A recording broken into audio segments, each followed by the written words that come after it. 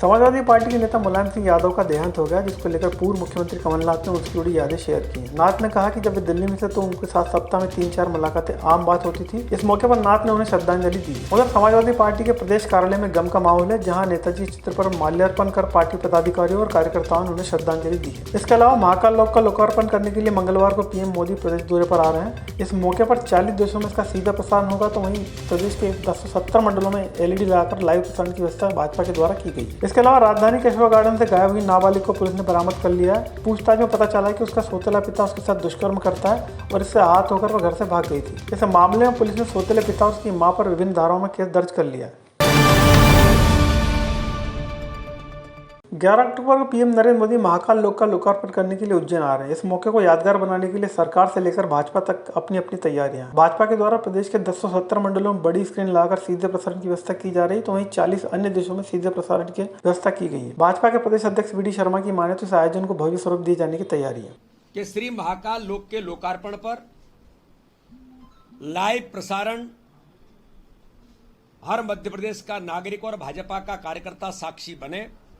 माननीय प्रधानमंत्री जी के इस ऐतिहासिक दिन और ऐतिहासिक जो लोकार्पण होगा उसके हम सब मिलकर के साक्षी बने। एक प्रयास प्रत्येक बूथ पर, प्रत्येक गांव में और 1070 मंडलों में तो बड़े LED स्क्रीन लगा करके बड़ी सभाएं धार्मिक लोगों को, वहां के संत महात्माओं को, सामाजिक लोगों को, प्रबुद्ध लोगों को, सभी समाज वर्ग के लोगों को जोड़ने का काम पूरे मध्य प्रदेश के प्रत्येक गांव, प्रत्येक बूथ, प्रत्येक मंडल और जिले के अंदर भारतीय जनता पार्टी के कार्यकर्ताओं ने आह्वान किया और इसमें एक व्यापक तैयारी हमारी चल रही है। यूपी के पूर्व मुख्यमंत्री और देश के रक्षा मंत्री रहे समाजवादी पार्टी के पूर्व अध्यक्ष मुलायम सिंह यादव का देहांत हो गया। उनका दिल्ली के एक अस्पताल में इलाज चल रहा था, जहां उन्होंने अंतिम सांस ली। इसके बाद समाजवादी विचारधारा से लेकर देश भर में शोक की लहर दौड़ गई है। उनसे जुड़े लोगों की माने तो नेताजी के नाम से मशहूर मुलायम ने दलों से ऊपर उठकर दिलों की राजनीति की, जिसके चलते वे हमेशा याद किए जाएंगे। बता दें, मुलायम सिंह यादव का अंतिम संस्कार कल सेफे में किया जाएगा। इस दौरान मध्य प्रदेश स्थित पार्टी के प्रदेश कार्यालय में समाजवादी पार्टी के पदाधिकारियों और कार्यकर्ताओं ने उनके चित्र पर माल्यार्पण कर उन्हें श्रद्धांजलि अर्पित की है।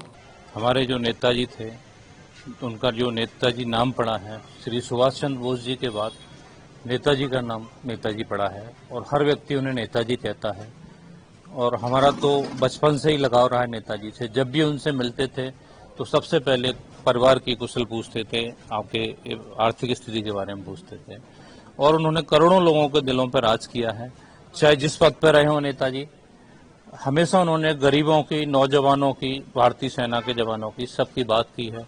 और उन्होंने जो सबके लिए, किसानों के से लेके और नौजवानों और सैनिकों के लिए जो पार्थिव शरीर उनका आता है, इस देश में हमारे में बहुत से गृह मंत्री रहे हैं, वो कवर कर रहे थे, लेकिन अचानक ही सुबह खबर मिली तो बहुत दुख की घड़ी में कुछ शब्द नहीं है। कहा जाए तो पूरा दिन और जिंदगी निकल जाएगी नेताजी के बारे में। उधर मध्य प्रदेश के पूर्व मुख्यमंत्री कमलनाथ ने मुलायम सिंह यादव के निधन पर गहरा दुख जताया है। PCC में पत्रकारों से चर्चा में उन्होंने मुलायम सिंह यादव को याद करते हुए कहा कि जब वे यूपी के CM थे तब उन्हें छिंदवाड़ा आने जाने के लिए कई बार विमान भेजा करते थे। उनसे गहरी मित्रता थी, जिसके चलते दिल्ली में रहते हुए सप्ताह में 3-4 मुलाकातें सामान्य बात थी। नाथ ने उन्हें श्रद्धा सुमन अर्पित करते हुए गहरा शोक व्यक्त किया।